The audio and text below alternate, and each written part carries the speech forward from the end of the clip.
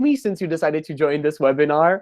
Or if you didn't know me before, you've at least had the chance to see some of like the very nice things that people have written about me in the bios for the post to this very webinar. So this webinar is entitled How I Found My Political Voice and How You Can Do It Too. And before we can properly kick it off, there are a couple of things that I want to make clear. The first of them is a disclaimer, which is that I am not a specialist by any means, and I'm not claiming to be one. I may want to be one in the future, but certainly that's not the case right now.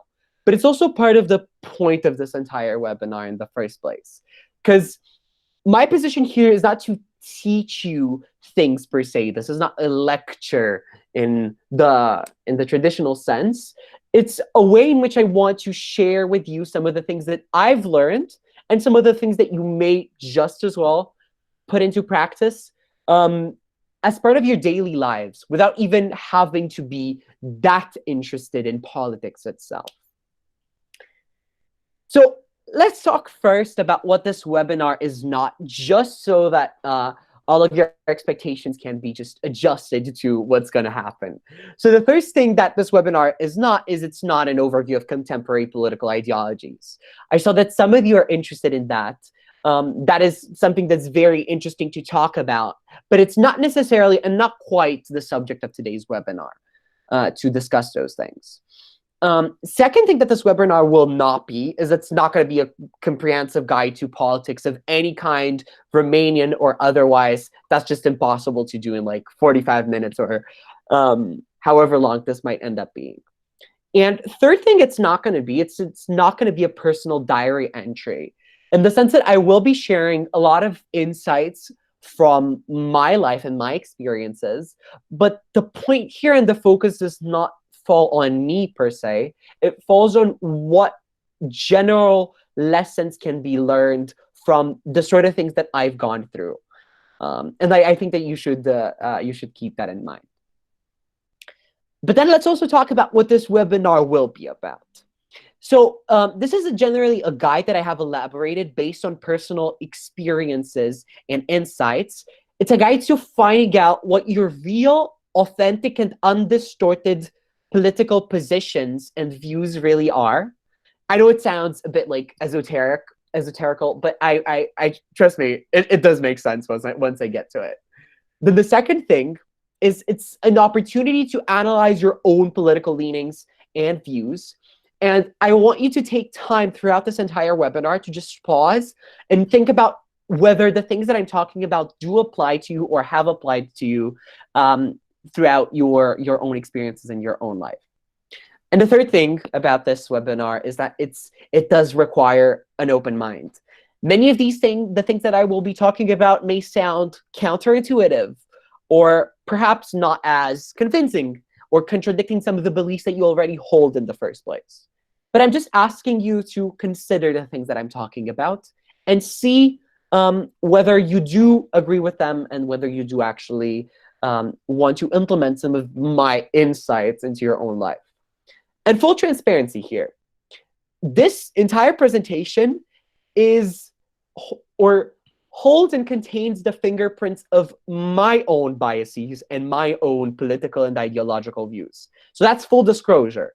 It would be disingenuous of me not to tell you that some of the things that I'm going to be talking about are not going to be fully objective.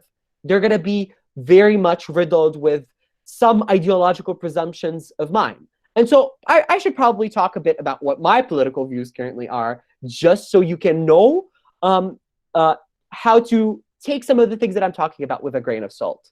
So my political views currently are that I am quite socially progressive and liberal in my views on social issues of all kinds, right? From abortion to gender equality to LGBT rights. And also that I'm quite economically left-wing, which means that I agree with the state intervening in many places in the economy. Right. I know this may not sound that relevant now, but it will sound relevant later. So before anything else, I want to tell you that I'm going to be stopping throughout this entire webinar at various points and just ensuring that everything that I've said is clear, and then I will be asking for questions. And if there's any question related to what I've just said, or the things that we've gone through in the contents of this webinar, then you may ask it then. If you have other questions that are related to other things, right, things that are perhaps that you have on your mind but are not necessarily directly linked to what we're discussing right now, you can ask at the end. We're going to have a Q&A session, and we're going to have plenty of opportunity to talk about whatever you feel is important to you. So up until now, do you have any questions regarding the format of this webinar? If so, unmute yourselves and fire away. All right, seems like everything is pretty clear. Or I hope so. Yeah. Okay. So next up, before we go into like the nitty-gritty of what I've been preparing, let's have a look at the questionnaire results, because I asked you to complete a questionnaire, and the answers that you've given are relevant and will be relevant to what we're going to be discussing for the rest of this webinar. So let's have a look at what the responses are. So we currently have 46 responses. So let's take each question one by one. One disclaimer that I want to make before we actually analyze a bit what the responses here are is that the pool of people who have responded to this questionnaire has certain key characteristics in common, right? Most of us, if not all of us, are part of urban communities, right? Are part of cities in Romania. So that's one thing. Secondly, we're all high schoolers. We're all quite young. So we're part of a specific age group. Third thing is that we probably share some group characteristics in the sense that we have some common interests, right? So that's also something to take into account. But otherwise, we're quite diverse from a lot of points of view. So what is the conclusion here? The conclusion is that every single tendency that we will be seeing throughout the answers to this questionnaire, right? If there's a clear tendency towards gravitating towards one of the sides of the debate, right, and within each of the questions, then that is probably connected to some of the things that we do have in common. Being young, or maybe being urban, or maybe being super into social media and connected to the online world. Those are common characteristics, and they may explain some of the responses here.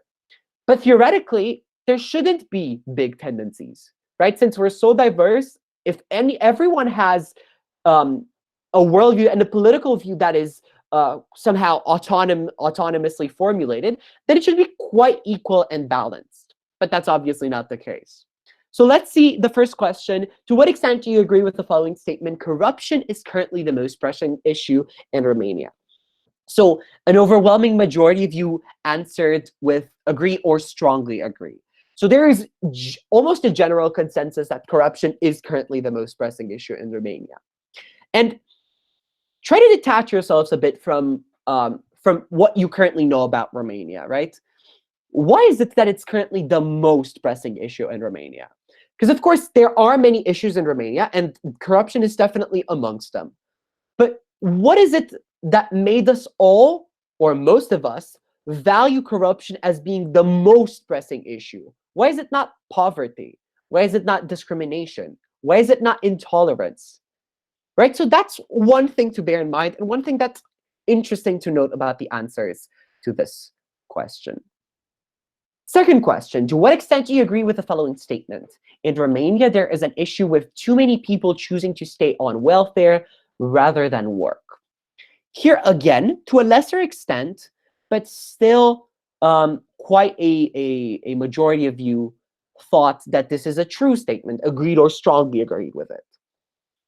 And then again, this comes with its own questions. Where does this evaluation of the status of people on welfare come?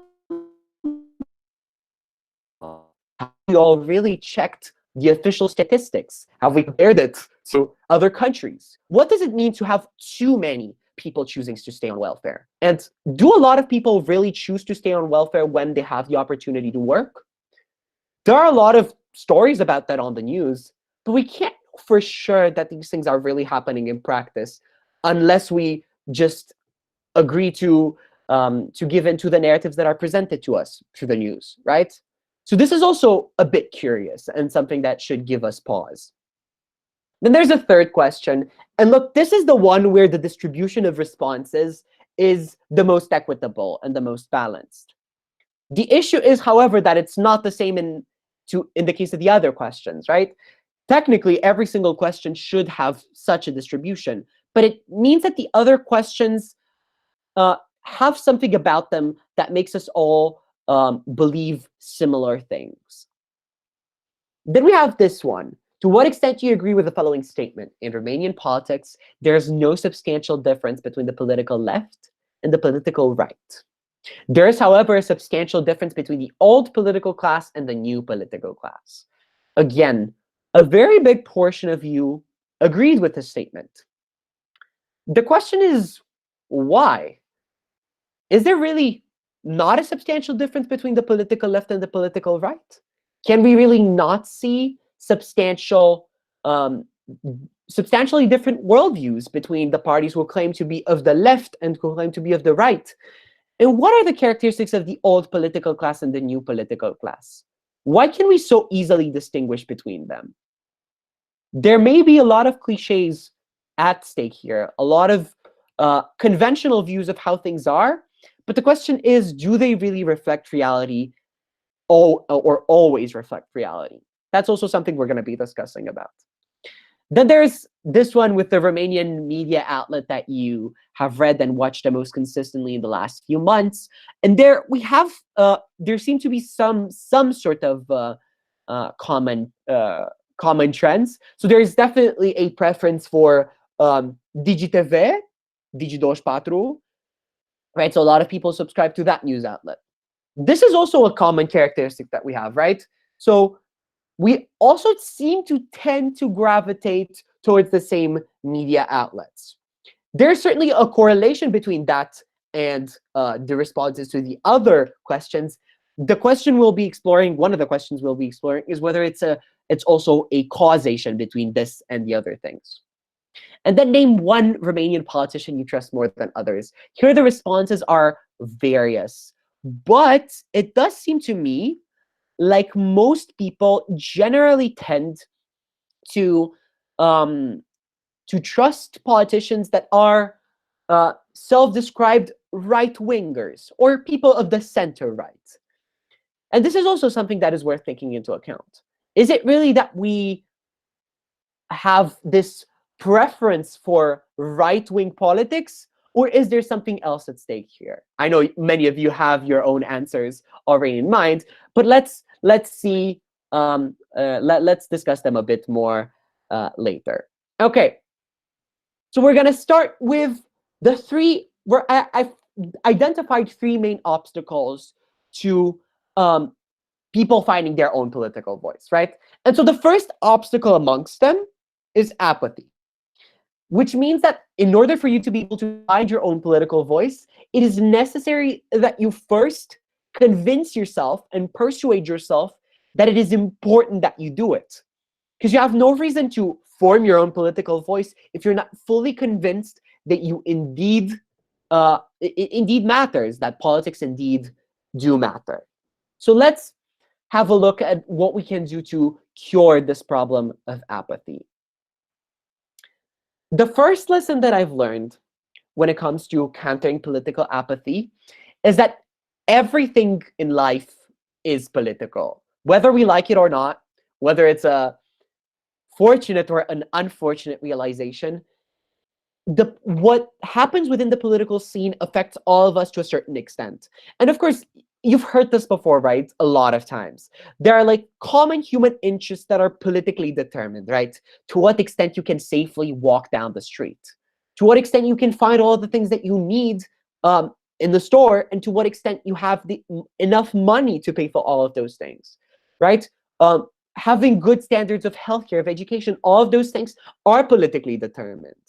And to a certain extent, in certain ways, we are aware of that. In the sense that there is a lot of discussion about politicization in education and a lot of activism within Romanian schools about the importance of politics to education. But then, apart from all of these generic things you've probably heard in campaigns to get out the vote, no matter what your actual interests are, they are certainly going to be influenced by what happens within the political scene. Take the example of computer science or IT in Romania. The fact that the fact that you have job opportunities as a person, as a young person who has just completed like a computer science based course, right? That's part of an effect of a policy that has been decided by politicians to offer tax incentives to IT-based businesses, right? You may take those things for granted. You may just know that this is how things are in reality, but there certainly aren't unchangeable. There have been many proposals to take that away, and there have been many proposals that may actually increase the likelihood of you finding a job in that sector. So it all comes down in one way or another to the intricacies of politics, and we sort of have to know a bit about the political field in order to enable us to navigate the other issues that matter to us. Does this make sense? Do you have any questions so far? Nope. Okay. If there are no questions, we can go further. But the second lesson that I have learned, and maybe perhaps one that is less talked about, is that politics isn't management, right? Even though you may think that politics is important, right, that it affects you, some politicians may have you believe that ultimately politics isn't about like very big choices. It's about just like good management of the things that we already have, of good management of education, good management of the economy. It's about finding the optimal policy decisions, and that you can do just by like researching. Politicians can't do that through their advisors. So there's really not that much scope for like debate or dissent, because we already have a lot of information at our disposal, and we can just find what the optimal solutions are through that information that we already have access to. But is that really true, though? In Romania, recently, this is an idea that has like gained a lot of ground. But in a lot of other countries, the issue of whether politics is just about management or about something more has been debated a lot in the past. One of the instances in which this debate has been very, very important is in the aftermath of the 2008 financial crisis. There were a lot of discussions about what to do to solve and to get rid of some of the worst consequences of the 2008 financial crisis. But a lot of politicians and a lot of the financial experts seem to already have an answer, right? You may have heard of austerity, which just means essentially cutting down on the sort of expenditures that the state makes, and maybe increasing taxes just to ensure that you balance the books, that you don't have a budget deficit, and that you have more money to spare in your state coffers. And of course, this has been an idea that has been implemented in many places, and including in Romania. But it seemed like even though the solution was pre-established, it didn't really work out the way you expected it to.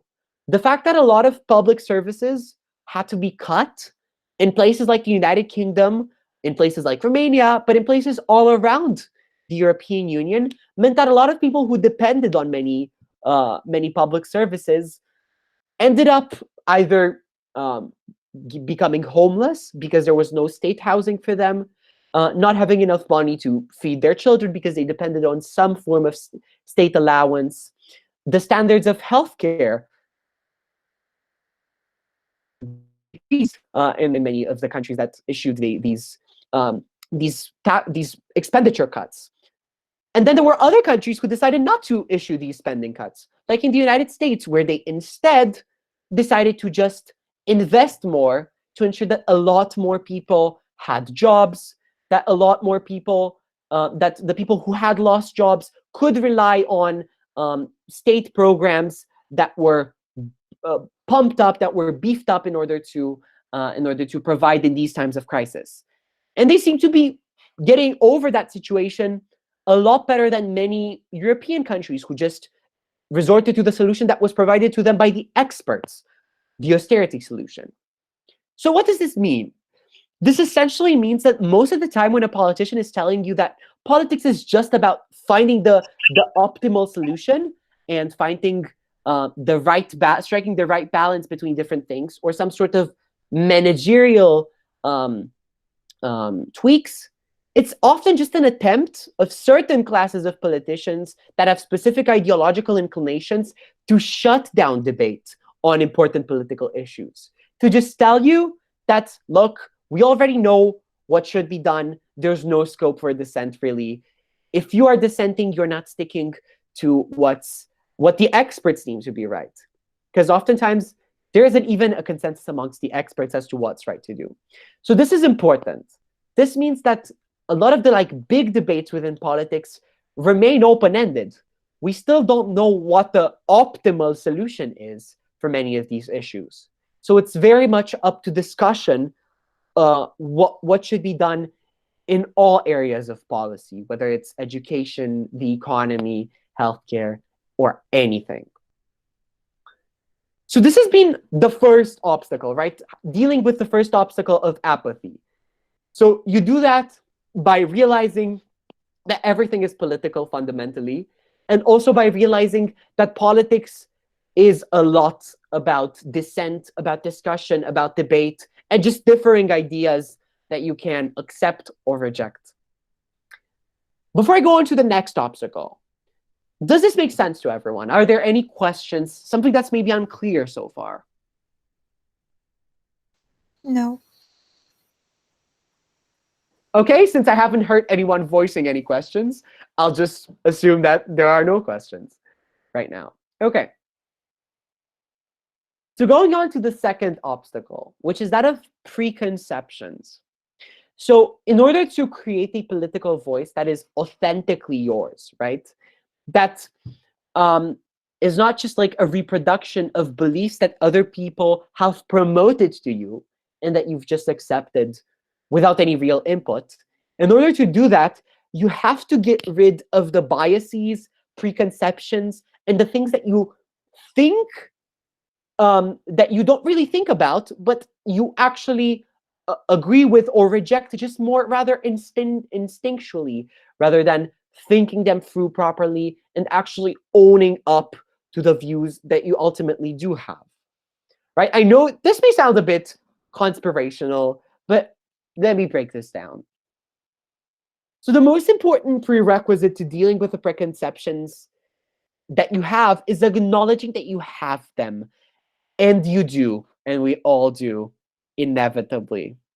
Just the mere fact that we live in a society means that we have certain norms and certain biases that are hardwired into our brains because of our education, because of our upbringing, because of the things that we've been told so many times throughout our lives. It's like the girls have to wear pink and boys have to wear blue debate. But it's way more subtle than that, because you can't see everyone who has the same political beliefs. Those are not as visible as the differently colored dresses or clothes that people might have. So it's a lot more subtle than that, but it's to a great extent determined by a lot of factors that you encounter within your upbringing, within your community, and within society more broadly. So what are the lessons that I've learned about trying to deal with these preconceptions? The first lesson is do not underestimate the power of familiarity and accumulation. Because hearing something many times in many places, say hearing something being said by many people, often renders that thing seem more true or more reasonable or just more buyable to us, right? Remember the question about people on welfare from the questionnaire that I sent to you. This is something that we hear a lot about in the news, right? About predominantly Roma communities that presumably just don't want to work, that live off of welfare and of state assistance, and just simply refuse to do the things that everyone else does in society, although they presumably could do that. You may say that if we hear things many times, like if a lot of media outlets report on the same thing, and they report on that same thing many times, then that must mean that they happen more often, or that they're likelier to be true. So that may be the case, but it may also be the case that hearing something from multiple media outlets just makes it likelier for those media outlets to want those things to be true, to want to make you believe that they are true. It doesn't automatically mean that they also reflect reality and what it actually looks like in practice. Of course, we function on the basis of stories, right? It's easier for us to internalize the stories that are being put forward to us through the news, rather than just look up statistics or anything of that sort. But when it comes to how those things shape our political views, it's a bit dangerous to just allow random news that have been repeated over and over again to us, and random bits of information that we've heard in a lot of places, to allow all of those things to dictate how we vote, what parties we support, what policies we support. Then the second lesson that I've learned is that bias is everywhere, and pretending otherwise is just downright disingenuous. Sure, of course, we hear this talk a lot about objective news outlets. There was even a question that was asked by one of the participants here about how to identify which of the news outlets are objective and trustworthy. And I know that this answer may be a bit disappointing, but the truth is that none of them are objective. Sure, it's true that some of the news outlets do report facts more accurately, but this doesn't mean that they aren't biased. It doesn't mean that the information that they send out and the signals, the message that they want to promote within society is devoid of ideological connotations. Because it's just impossible for us as humans not to leave our ideological fingerprints over the things that we produce, right? It's just hard to think as though we wouldn't have our own beliefs when it is us with those beliefs that is writing an article, for example. And bias doesn't have to be blatant. It doesn't necessarily have to be manifested through like outright falsehoods, through what Donald Trump likes to call fake news. It can't be just about the way in which information is pieced together. Look at one of the examples here. The one in the left, which says, and I'm going to be speaking in Romanian, I'm sorry, it's just like, you just can't. Pensiile speciale rămân în vigoare chiar și pensia președintelui CCR Valer Dorneanu. This technically is true, right? Like, none of the information in there is false. And yet the way in which that phrase is constructed, the way in which the editors, the people who have posted this on social media, have decided to place that as the caption for the article, as one of the things that everyone will see, whether they actually read the article or not, shows that there is a subtext that they want to promote. That there is something about the president of the Constitutional Court that may have skewed his judgment. But this doesn't say anything about whether the decision of the Constitutional Court is the right one, about whether it's one that was warranted, one that is in the spirit of the Constitution. It's just an insinuation. But that's the sort of insinuations that just keep building up, especially when they come from a trusted, objective news source. Then there's the other one. PSD sincron cu Dorneanu, că doar Așchia nu sare departe de trunchi. Of course, this is a bit more obvious. But this just shows that even like the supposedly objective media outlets do have their own biases, do have their own messages that they are willing to promote and that they're trying to promote. And it's important to realize that this happens with everyone, with Digi24 as much as with Antena 3, with Adevărul as much as with Lumea Justiției. All of them do that to a certain extent, and it's important for us to acknowledge it. Before I go to the Next lesson, the third lesson that I've learned. Any questions thus far? Is everything clear to everyone? Any curiosities?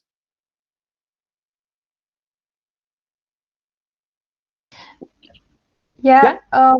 What would you recommend doing to avoid this bias, sort of like just having media sources from the left and the right as well, and just hope the bias cancels out? Well, essentially, I found that that does work pretty well. It's the canceling out of the bias, sure, it's not the greatest option that we have at our disposal. Or yeah, it's not the greatest option, but it's the greatest one that we have at our disposal. It's about the way in which there is an event happening in the real world, and then you receive information and analysis from right-wing and left-wing media outlets, from media outlets of multiple partisanships, and then you can discern which are the ideological elements of each take on that situation. I'm going to talk a bit. Oh, that's an interesting notification. I'm going to talk a bit more about that a bit later. But yes, I think that trying to capture as much of the political spectrum in the news that you consume is a good way to go about this. Thanks. Okay, any other questions? Okay, I'm just going to assume that there are no other questions.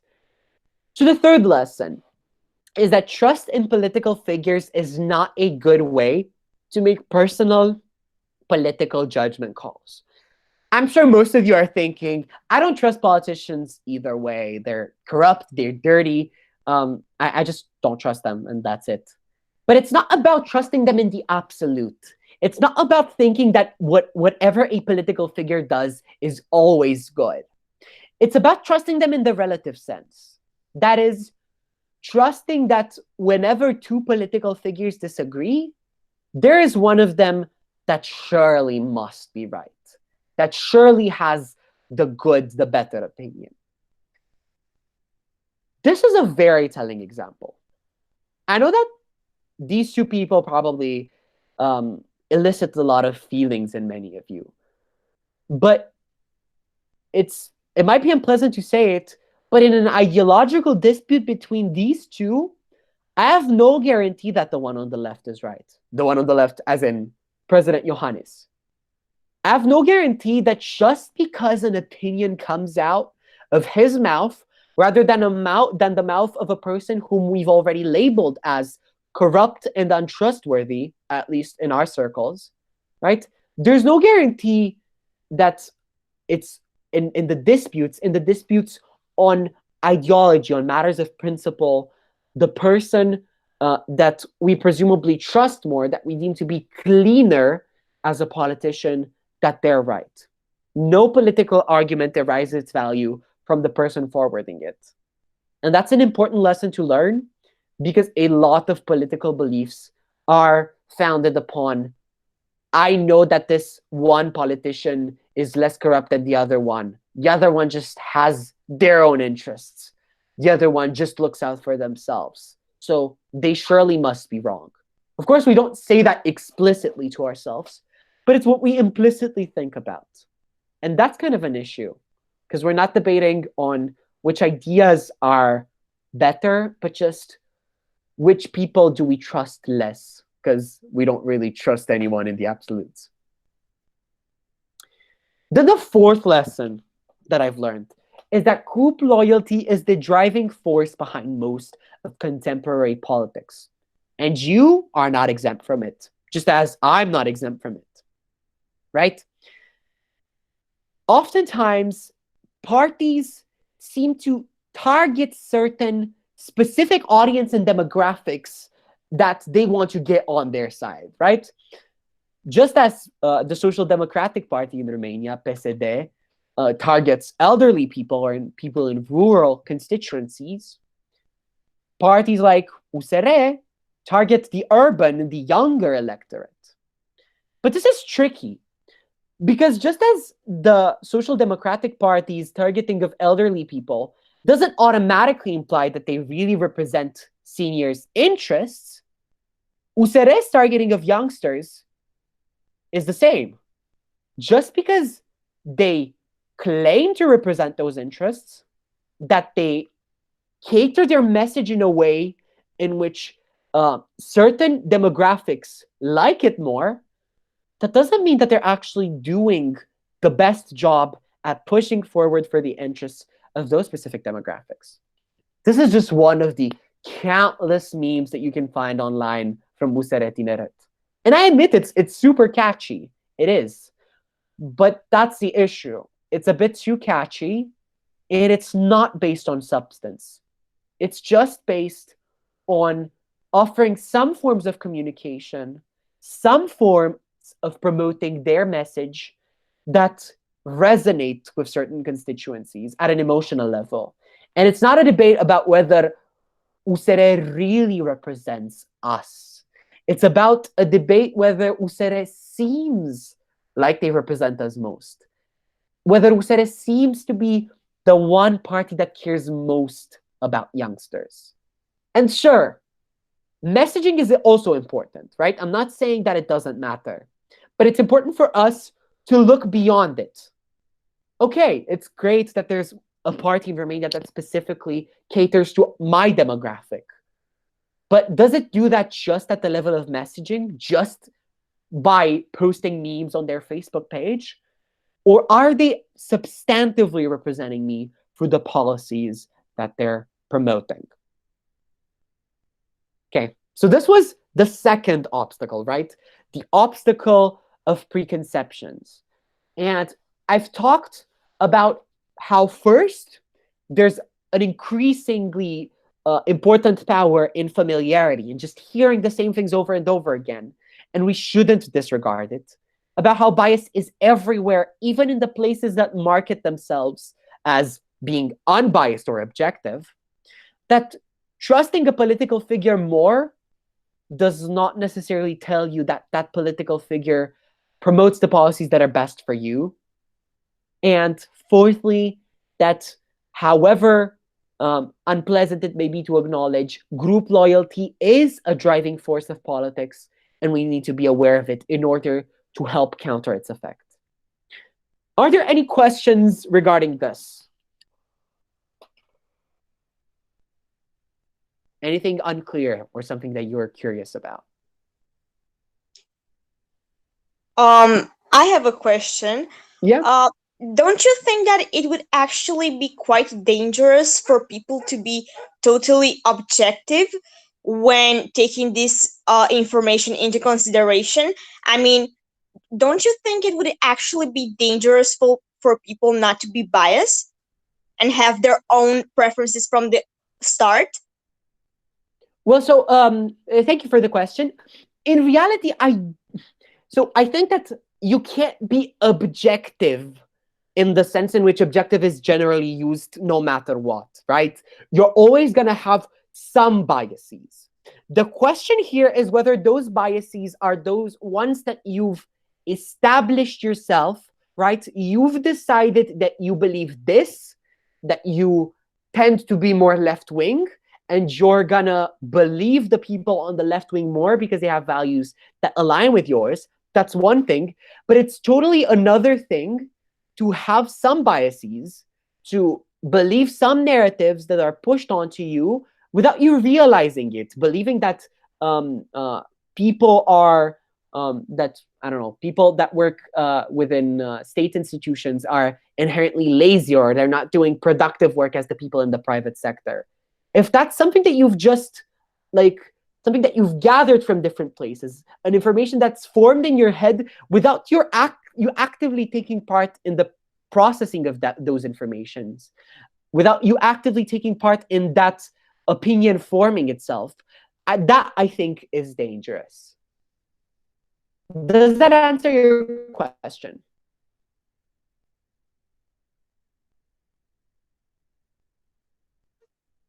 Okay, since Yes, there it are... did. Oh, okay. Any other questions? Yes, I have one. So you talked about how we should pay attention to what political parties represent our interests. But at one point, we are all going to have to vote. So just let's assume we haven't found a political party that does represent our interests. What do we do? Do we go for the lesser evil, or do we stick with what? Okay, so I understand your question. I think so. I think just hold it, and we're going to be discussing it at the end of the entire presentation because it seems to be a bit different from what from what the rest of the presentation will be about. But it's a very, very good question. I'm going to try to answer it at the end when we finish with the entire presentation. Is that fine? Yeah. Okay. Thank you. Okay. Any other questions related to what we've been discussing so far? Okay. I'm just going to assume that we can go further. So this is the third obstacle in the way of you creating your own political voice. And that is undecidedness. Sure, you've managed to convince yourself that politics is important. You've managed to get rid of the biases that you've had and that have been created by other people in your mind.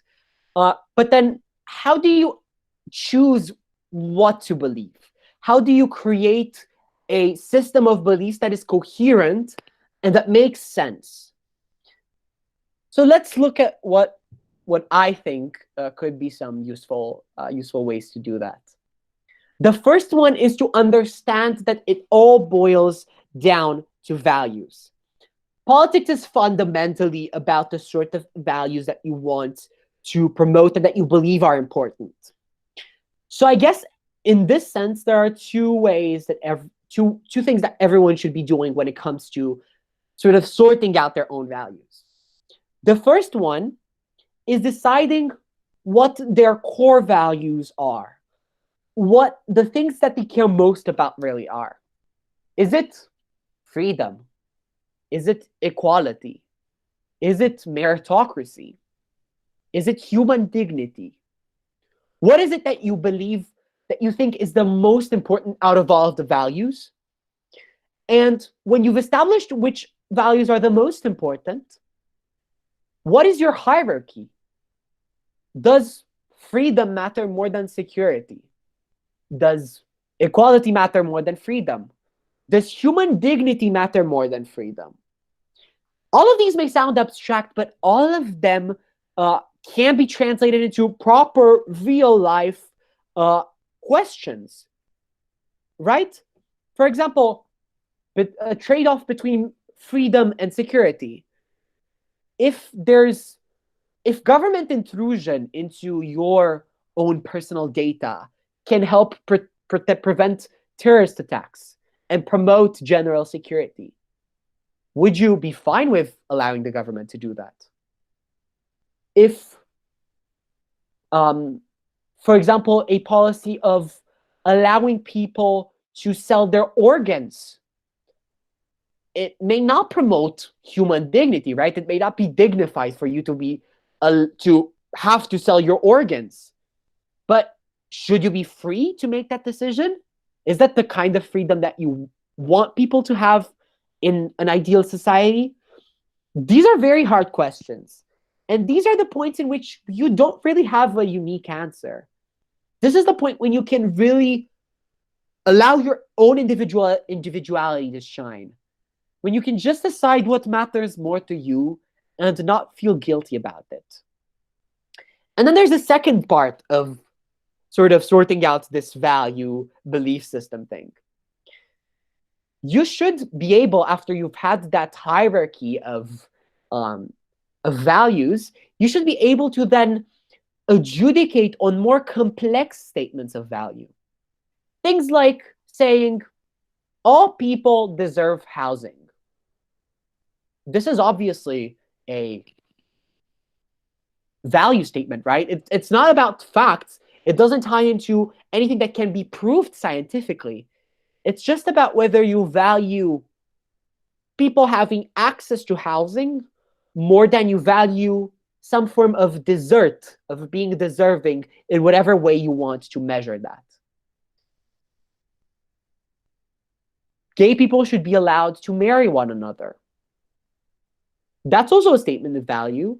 Whether you value the traditional definitions of what marriage should be over allowing access to that institution to people of the same gender, right? And this goes on and on. And the statements of value that you can adjudicate on are infinite. But it's important to at least know what your guiding values are so that you have a compass in order to help you travel through this jungle of various value statements. Once you have that hierarchy and that prioritization made in your mind, it's much easier for you to be able to understand and choose between what sides to support when it comes to more complex matters of value. The second lesson here is that consistency is key, which means that if you support something, you should support it across party lines, no matter who forwards those ideas.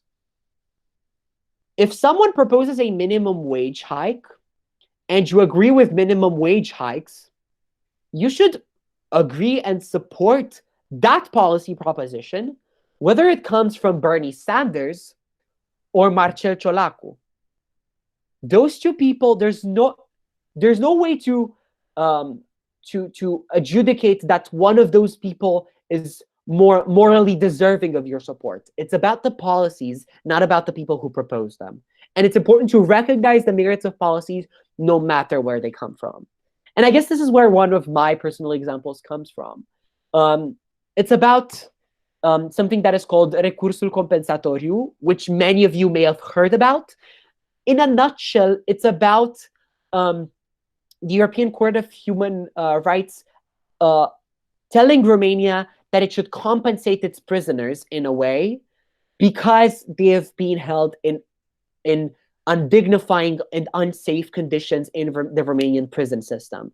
The way in which this compensation has been brought about within the Romanian legal system is that based on the period of time that you've lived in a cell which is unsanitary and in which the conditions are not dignifying and proper for a human being to live in, right? For that period of time, calculating it, you will receive some time off your sentence in which you can be released conditionally, right? So you can go home sooner rather than later. There's been a lot of fuss about this in the Romanian press. A lot of like very sensationalist blowing up of the effects of this reform, of how much it endangered everyone in society. Although the cases of relapse were just a couple, and they were largely blown out of proportions. But leaving that aside, when I got the chance to debate on a motion in a debate tournament about this very measure, after debating in favor of this measure, I realized that the arguments themselves just resonated more with me. That although I had been skeptical and critical of the reform, and I was so happy when it was turned back, right, by the Romanian parliament, when it was cancelled. Once I actually got to debate the issue, disconnecting it from the administration that was connected with it, because the administration that was blamed for the disaster of this measure was the administration of PSD. When I got to debate just the issues on principle, it turned out that the one measure brought forward by a party, which I did not resonate with, that measure, I actually agreed with it in spite of not agreeing with the political figures that put it forward. So we're all susceptible to being inconsistent. So it's important to just stick to your values, no matter who proposes some policies that may align with those values. And one last thing, the entire Q&A session portion, is that finally it all comes down to weighing perspectives. And that's not the sort of place, in politics at least, where you can't just say that one side has to be right. One side has to hold the truth in their hands. Sure, when it comes to matters of fact, when it comes to numbers and statistics, there is one objective truth. But when it comes to the right policies to pursue, the right values to uphold, there's no clear answer to that. And so my advice in this is just to try to find out about what those diverging perspectives are. And this is the answer that I gave to an earlier question. You kind of have to burst your own social media bubble. You have to force yourself to get into contact with news from outlets that may not fully align with what you currently believe politically, but that just showcase a different way of looking at things. And over time, it's going to be easier for you to adjudicate on what perspective fits your values and your perspectives more. You have to try to depersonalize these perspectives, to try to put aside who's forwarding them and to just look at the substance in order to be able to construct a belief system that is yours and that is consistent with what you believe. So yeah, that's how I found my political voice, and I hope that this entire thing will help you, at least to a certain small extent, find your political voice as well. So the presentation part of this is done, and we're now going to be entering the Q&A session. I'm just going to stop sharing the screen because you don't need to see it again. And now I'm very much open to any questions you might have about anything. I guess I should probably first respond to the one question that was asked of me before the entire presentation was ended. So if I remember correctly, the question was, should we vote with the lesser evil or not? Is that correct? Yes, but it was in the context that specifically me, I didn't find a political party that aligned with my interests and my beliefs. Okay, so there are two things that you should be doing.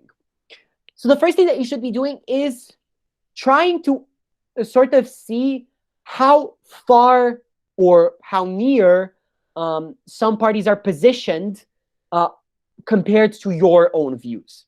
Because sure, it may be so that you don't have one party that you feel fully represented by, but you just have to find out about the parties and just look at where they're positioned on various issues. And inevitably, some of them will be closer to you than others. That's just how things are. And so it's important to establish that as the first thing. That's the first step. Then the second step is to realize what things are what issues and what issue areas, what areas of politics are more important to you. For example, I'm going to give a personal example because it's the easiest way I can illustrate this. So in my case, right, I told you at the beginning of this that I'm socially progressive and economically left-wing.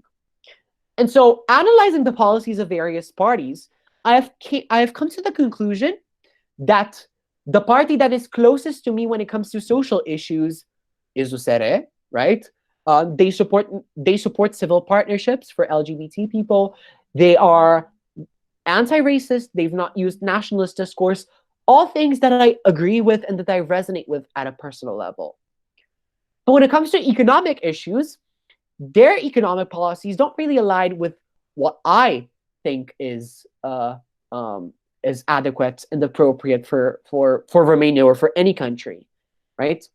A party like PSD or Pro-România does align more with me on those issues, right? I know that it's an unpopular thing to even suggest these days, but yes, there can be alignment between decent people and the corrupt parties in Romanian politics, right? That can happen.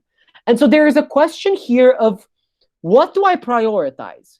Do I prioritize a party that can carry out my view on economic matters, that can put it into practice, or do I prioritize someone that can put forward my view of social issues? And then, if this isn't really a question that you can answer, you can just look at like the pragmatic results of your vote. If you vote for a smaller party, what are they going to do once they get into parliament? Are they going to be supporting another party in order to form a government? If so, what party? And do you agree with the views of that party? Do you want that party to be governing Romania? Right? There are a lot of considerations that can be taken into account. But ultimately, it's a matter of realizing what parties and what politicians are nearest to you, deciding what's most important to you, and then seeing what the potential results of your vote may be in practice. Does this answer your question, at least broadly? Yeah, thank you very much. All right. Are there any other questions? Yes. Yeah. I do have a question. It's more about the fact that we talked about how important of a problem corruption is in Romania and how important values and consistency are. So I don't know exactly how to phrase it as a question at this moment. So I'll just have you comment on what I'm saying, if that's possible. Sure. So the way I see a political, let's say, solution or something, the first, it's the intention, which has to do with the values, with the ideology itself. But then there's the action itself, which has to do with the implementation and the management itself. So how do you balance? Can you compromise and stick to your values, even knowing that the party who is supporting your values might not be able to carry them in the end, or might generate externalities? Because it is true that it does not matter which political political person voices your views. However, knowing that a specific side is more corrupt, inefficient, or lacking competency in general, can you give them your trust, knowing that even if the intention is there, the action may not be there in the end? Yeah, thank you. That is a very, very good question. So I guess when it comes to like analyzing implementation, you really do have to analyze the implementation. And that is a trickier job than it may sound. Because oftentimes the way in which we analyze implementation is we just presume that parties that are generally perceived as being more corrupt just won't carry out the things that they want to carry out, just are not good in any way, right? There's been some corruption scandals revolving around the party. Therefore, our general perception of that party is they're corrupt, they can't do anything right. This is cynical, what I'm going to say, but that's not true. It is true that in many instances, a party can both be corrupt in many ways and still succeed in implementing some of the policies that it sets out to implement. So this is one of the cases in which you're talking about, right? In which, in reality, the extent to which implementation is carried out is much greater than we might want to give that party credit for. Again, this is an unpopular opinion, but if you look at the economic statistics relating to the period when PSD was in government, they don't look that bad. Now, this doesn't mean that PSD was amazing at managing the economy. It just means that the supposedly disastrous impact that corruption would have had on economic growth, for example, or on growing incomes, did not materialize in reality. It may be, so this is one of the things that I would answer to your question. Then the second answer is, okay, even if they might be able to implement the things that they set out, the side effects of what they're doing are much worse. Again, that's not always true, and that's up to you to decide. what are the side effects of the corruption of PSD being in government? What has that generated?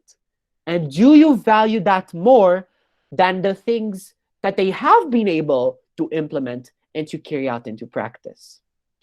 There are no easy answers to these questions, but these are questions that we should be asking instead of just brushing off some actors on the political stage, saying that, oh, they're corrupt, there's no way in which they would ever, in which you would ever be able to vote for them. Corruption is to a great extent a matter of perception in many instances. And in some cases, it's unfortunate, but you do have to make pacts with the devil. In some cases, it may be that the party that is more corrupt or perceived as more corrupt could align more with your views and could be able to change things for what you perceive as being the better. So that's absolutely something that you have to think about carefully, and not to take pre-baked answers from various sources and to just give them in order to justify you not supporting or supporting a certain party. I hope that answers your question. Yeah. Thank you. Okay. So any other questions? Yeah, I have a question. Yeah. Do you think that political centrism is something that truly exists? Like being, if not completely, then really close to the center of the political spectrum, let's say economically? Or does it to you mean defaulting to the popular opinion on any given issue and just not being invested into politics enough? I definitely think that centrism is as valid of a political option as any other political option. Well, aside from fascism, but yeah, not getting into that discussion. But yeah, I think centrism can be a real political choice, and you can find your voice, your political voice, to be in to work best when you are able to express ideas of the political center. But it has to be a choice that you make. So it should be a choice that follows a process of deconstructing your own preconceived beliefs, right? And then establishing, look, I think on most of these issues, I'm in the middle. But it has to be something that you decide for yourself, and that's something that is imposed to you in any way, however subtle it may be. Yeah, I think I hope that answers your question. Yeah, thank you. Okay. Any other questions of any kind? What would your core values be? Oh yeah, right. If you just want to ask questions but you don't want to speak, just write them in the chat because I'm going to be able to see them. So what would my core values be? So I would generally say that the value that I hold most dear is human dignity, ensuring that people live a dignified life, a life that we think is fit for a human being, and one that does not resemble the life of an animal, of another creature that we think of as lesser. I really think that that's like my guiding star when it comes to political values. Otherwise, I do value a lot individuality and individual freedom, and I do value equality in many respects, but sort of like most of the aspects that people would regard as relevant to equality, for me, they sort of fall under the definition of human dignity. In order for human dignity to be expressed, you do require basic living standards for everyone. You do require real, tangible opportunities and ways in which people can get a hold of those opportunities, not just for them to exist on paper. So a lot of those things just tie into my vision on human dignity. So I guess that would be I'm not sure how relevant my personal core values are to this discussion, but yeah, I guess that would be it. Any other questions?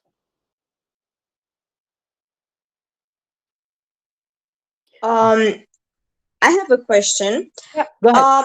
What is your opinion on the young generation who is going to vote and make decisions for the country? And I'm referring to people who are not really not necessarily educated, but who didn't make enough research in order to have their own opinion, their own political voice, and who are going to vote based on their friends and family preferences. Do you think they should still go and vote, or they should abstain from that in order to not make a huge mistake for the country? Which do you think is the less problematic method?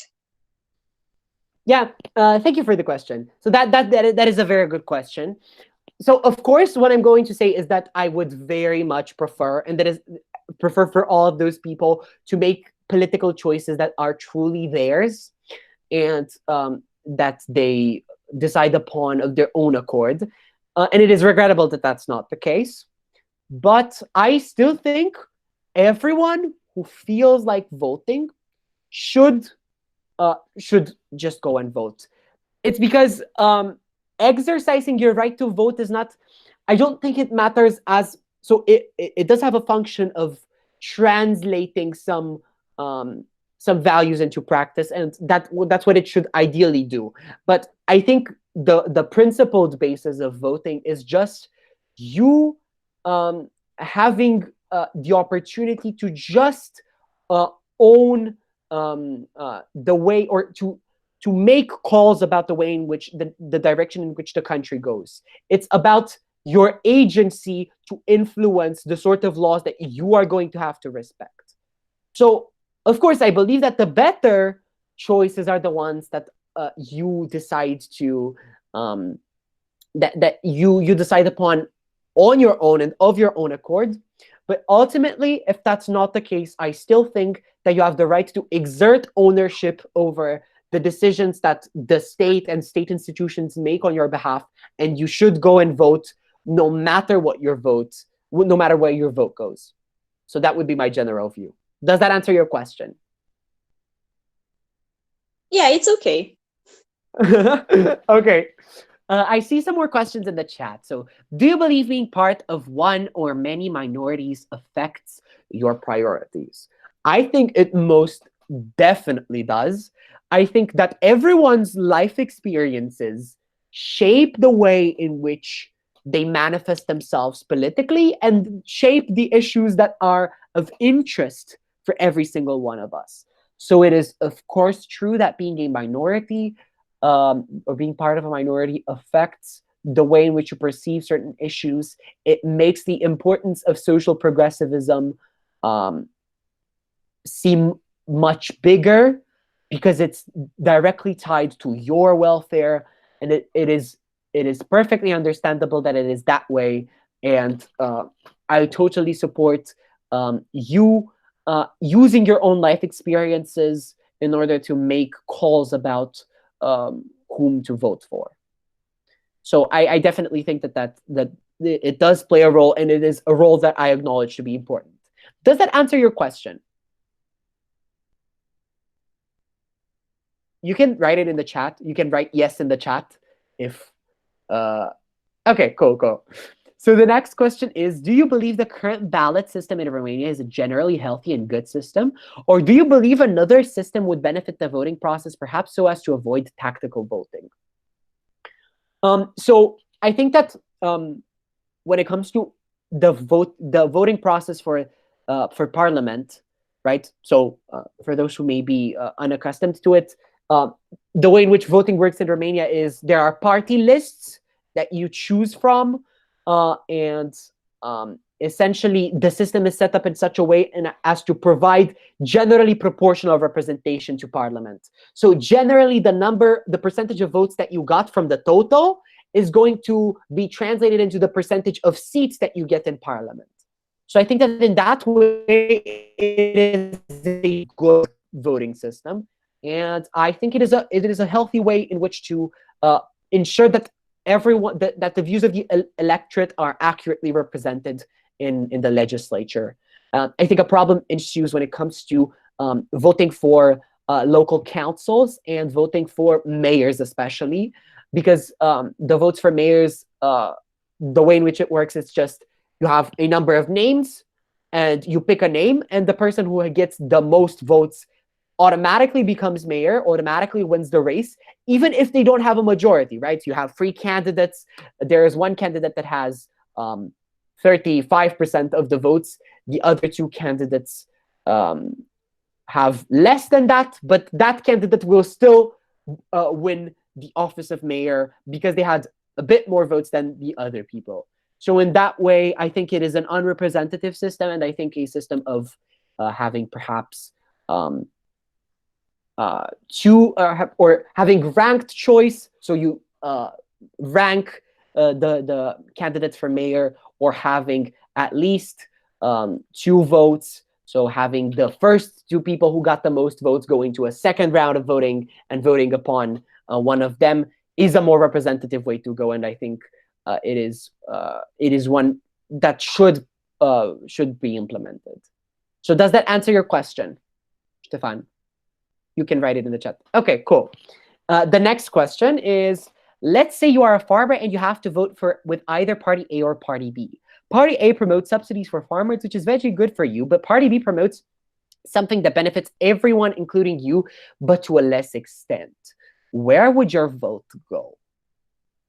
So I think it very much, I think it really depends, but I ultimately think that it is perfectly legitimate for someone to choose to vote only in their self-interest, right? So if your entire livelihood depends on farming, and subsidies for farming is the way in which you can ensure that you receive all the resources that are necessary for you to live a decent life, I think it's perfectly legitimate for you to vote just in your own self-interest. It's also perfectly legitimate to vote for a bigger purpose, but in reality, a lot of people don't have that luxury, right? A lot of people don't have the luxury of thinking about what's best for everyone, but oftentimes they depend on the sorts of decisions that are made by the state and by politicians, and the sort of help that is being handed out to them by the state.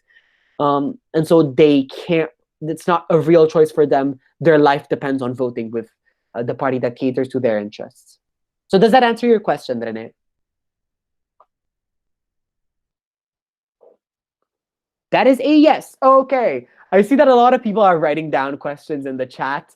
It sort of feels like I'm speaking alone and to myself, but it's fine. I'm gonna keep on answering them. So what's your take on people canceling their vote as a form of protest? I think it is a better choice than not voting in the first place, because I think it is a good way of you being separated from people who don't care enough to vote, and signaling that you truly and genuinely feel as though you do not have an option that is representing you. I think it is a perfectly legitimate choice. I would prefer those people to vote for a candidate that is on the ballot. But I think that a lot of people, again, simply find the other the options that are on the ballot to be too far away from their too disconnected from their interests, too disconnected from their own life experiences. So it is legitimate for them to try to generate a protest by canceling their vote, and it's a much more effective way to do that than just not going to vote at all. Does that answer your question, Andrei? Okay. The next question is, you said that one of your core values is individual freedom. Do you think that can be interpreted even in the context of moral duties and decisions? The moral duty of donating more to charities if you are more financially fortunate, for example, or is individual freedom more tied to the citizen-government relation and its extent? Okay, so you're essential. Okay, so I think that individual freedom and the capacity to make autonomous decisions, to express yourselves in ways that are that's sort of align with who you really feel you are is something that's not directly restricted to the citizen-government relation. But I do think that some forms of duties and decisions should perhaps override it. So I think that I do think that there is a duty for the more fortunate to contribute to the welfare of the less fortunate. I don't think that has to take a specific form. I don't think there's a specific duty to donate more to charities. If the government is taking care of that, in the sense that the government is carrying out redistributive policies, then you don't, that duty is being fulfilled. But if you live in a country in which the government does not do that and you're accumulating more and more wealth, I do think that there is a greater duty for you to contribute to the welfare of the less fortunate than there is a that weighs more than your right to dispose of your billions of dollars as you see fit and buy another yacht. I do think that in that case, duty should probably override individual freedom, but it's a very, very much case-by-case scenario. So does that answer your question? Yes, thank you. Okay, cool, cool. The next question is, firstly, thank you for this webinar. You're welcome. I hope you liked it, and I will I think the organizers are going to be sending you a feedback form just to ensure that this is being useful. But yeah.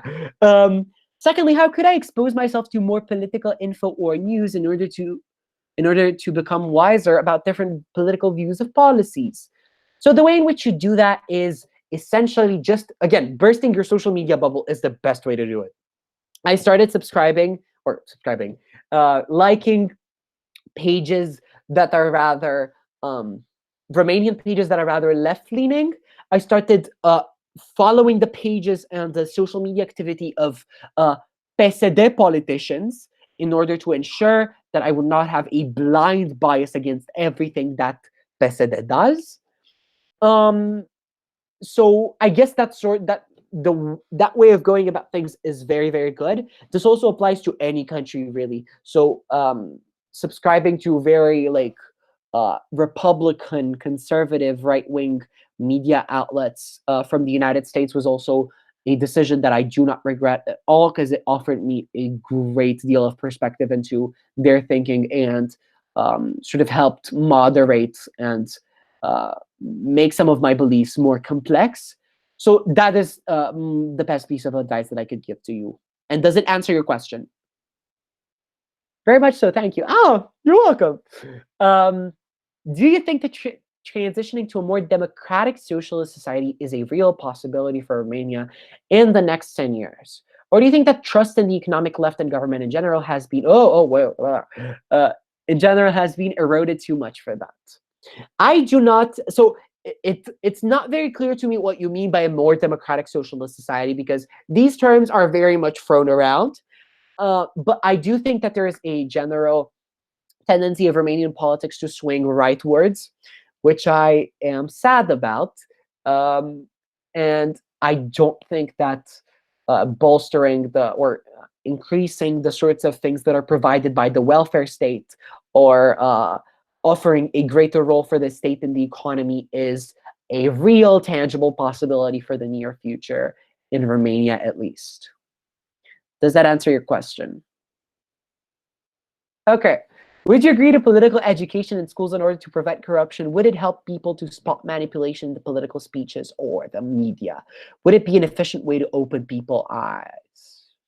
I definitely think that there is a great issue with apathy in Romania, and I definitely think that offering some form of mechanism for youngsters to be able to learn about politics in a more efficient way is definitely something that ought to be done.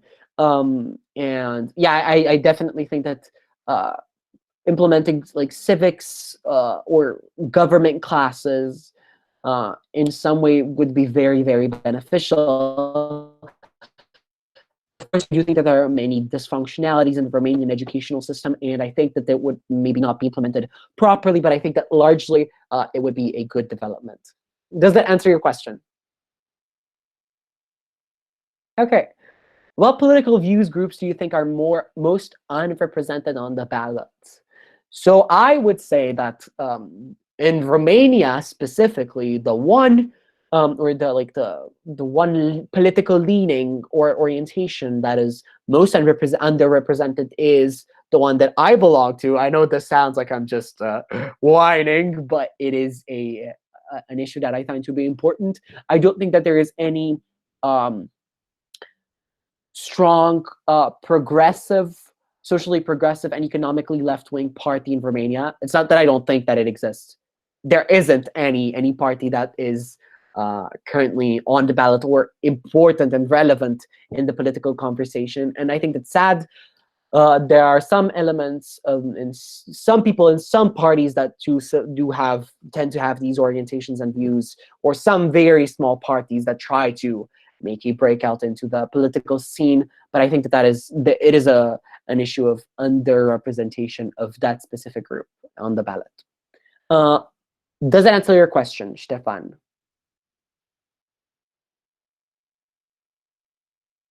Okay.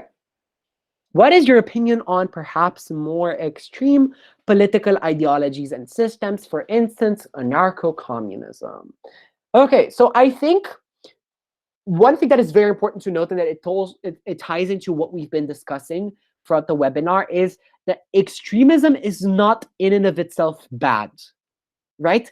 Just because you have a very well-defined opinion that is outside of the political mainstream does not render that opinion unvaluable, wrong, stupid, or anything of that sort. So I think that the general societal intolerance towards more radical or extreme opinions is unfounded to a certain extent.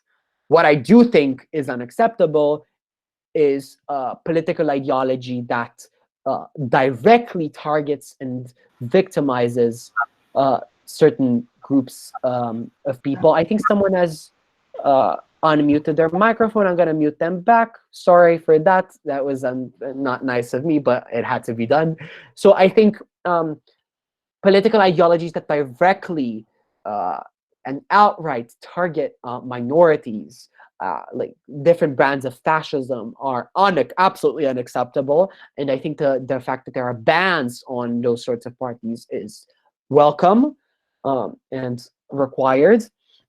There's, of course, a dilemma of whether these people should have the agency to cast their vote even for these parties, even though those parties have despicable views.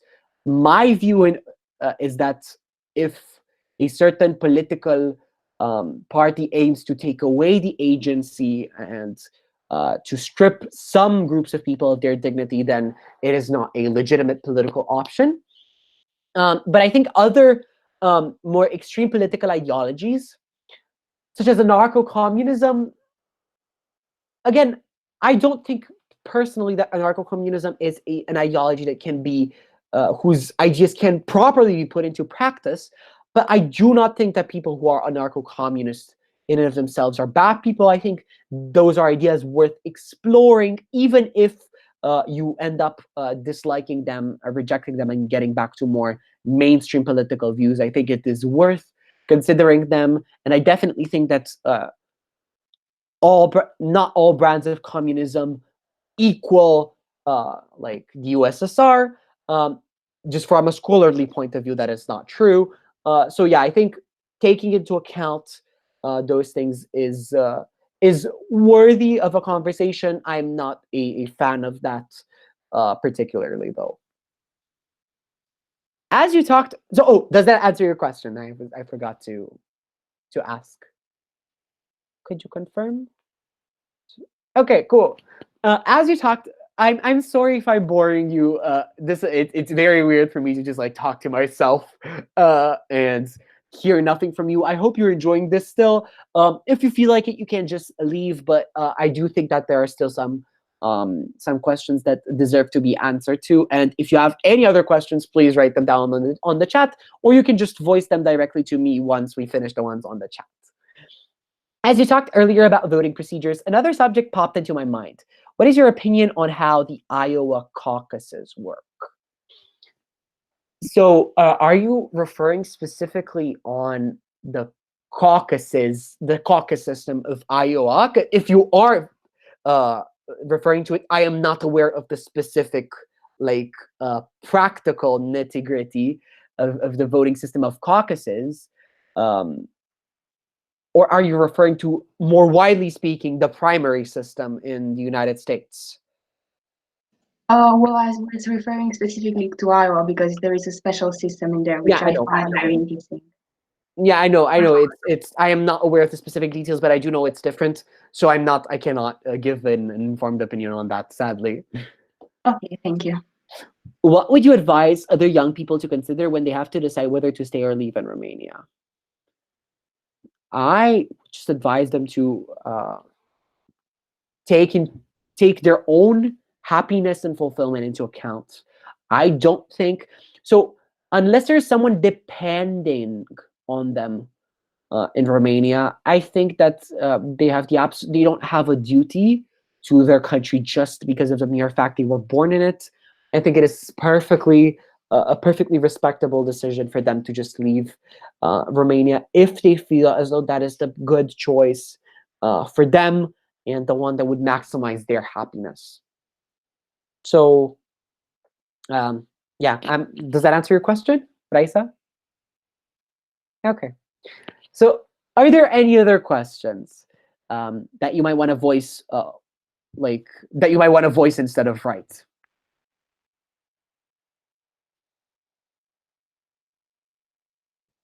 Any other questions that you may want to write? If you have any questions, write them down now.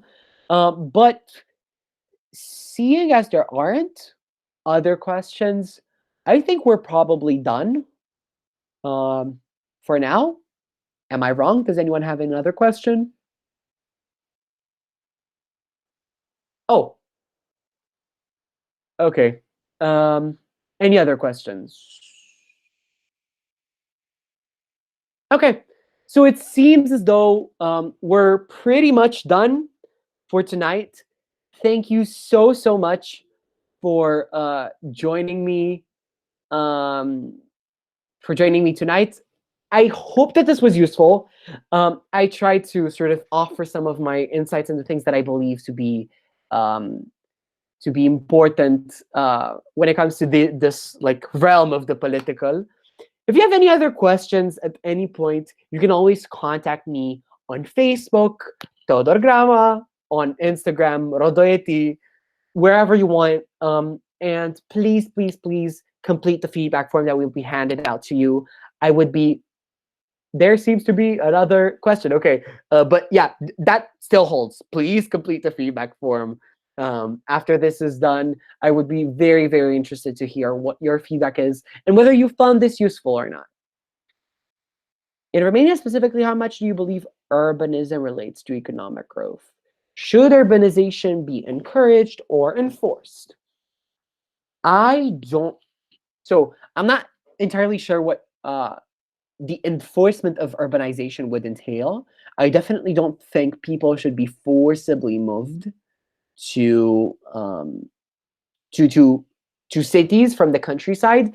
And I think to a great extent, the engines of economic growth are indeed in big urban centers. Even in Romania, that's true, and it will be increasingly so in the future. So I think generally, I would say that there probably. I don't think you necessarily need to have encouragement for urbanization, because it just happens naturally. People wanting to access the opportunities that exist within urban centers. What I do think, okay, thank you, Roxana. But I do think that there should still be facilities and state authorities reaching out to people who still decide to be in rural areas, even though urban centers are the ones who are calling the shots. So I don't think it needs to be encouraged. It should not be forced. It does relate to economic growth, but I think people who choose to stay in the countryside should have the state's support while they do that. Okay, does that answer your question?